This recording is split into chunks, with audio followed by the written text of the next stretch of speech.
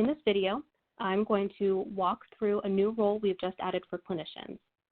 This role allows you to view your MIPS performance feedback and payment adjustment information for each organization you're associated to, like practices, virtual groups, and APM entities, without requesting access to each organization and waiting for approval from a security official.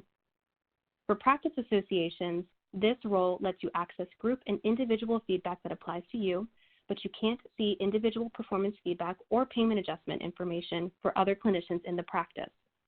You have to sign in to QPP to request the clinician role, so you'll need to create a HARP account if you've never signed in to QPP before. For more information on that process, review the Create a Quality Payment Program Account video on the QPP Resource Library. To sign in from qpp.cms.gov, click the Sign In the upper right-hand corner of the site.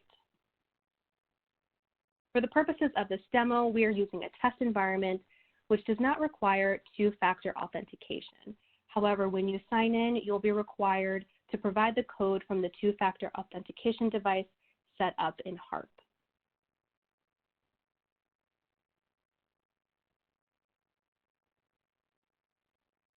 Once logged in, navigate to the Manage Access on the left navigation.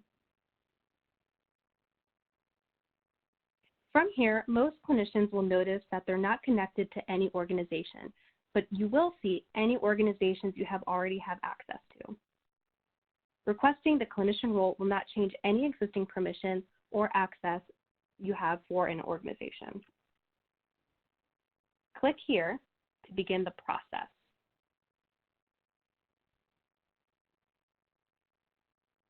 If there's an exact, unique match between the name on your HARP account and your name and eligibility, as displayed on the QPP Participation Status Lookup tool, will populate a list of the practice names associated with you in the NPI Lookup tool at the time of the request. We'll talk about what happens if we don't have an exact, unique match in a moment.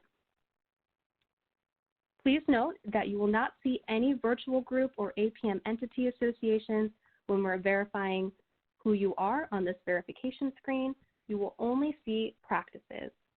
Also, if you're requesting a role in July of 2019, you will only see practices that you've been billing claims under as of September 30th, 2018.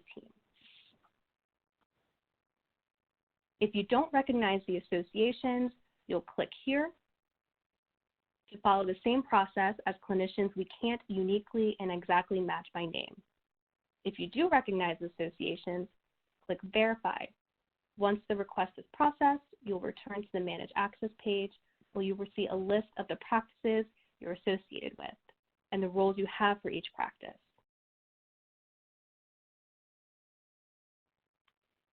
Now I'm going to walk through the steps that you will need to take in the event that there isn't an exact unique match between your name on the HARP account and your name on the Lookup tool. So the first step is to navigate to the Manage Access on the left navigation panel, and then click Connect to another organization, where you'll be presented with multiple organization types that you can choose from. In order to receive the clinician role, we want to click the individual clinician card and click Continue. If there isn't an exact and unique match between your name on the HARP account and your name in the Lookup tool, we'll need you to provide some identifying information. For example, we wouldn't have an exact match on a name for a clinician who changed her name between enrolling in PCOS and getting a HARP account. We also may have an exact match on the name, but it's not unique.